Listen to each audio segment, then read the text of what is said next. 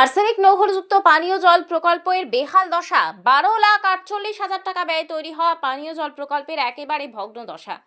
মুর্শিদাবাদের সুতি 2 নম্বর ব্লকের উমরাপুর গ্রাম পঞ্চায়েতের বাহাগলপুরে নির্মিত আর্সেনিক ও লৌহযুক্ত পানীয় জল প্রকল্প কার্যত ভগ্ন দশায়। প্রায় 12,48,625 টাকা ব্যয়ে তৈরি এই প্রকল্প বর্তমানে অকেজো হয়ে পড়ে থাকায় তীব্র ক্ষোভ স্থানীয় বাসিন্দাদের মধ্যে।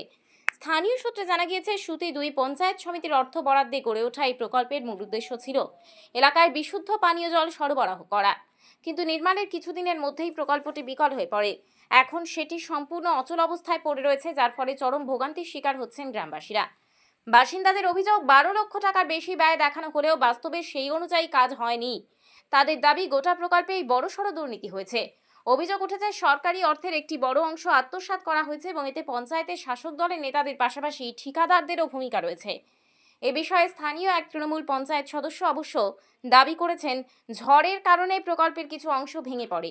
বিষয়টি ইতিমধ্যেই ব্লকের বিডিওকে জানানো হয়েছে।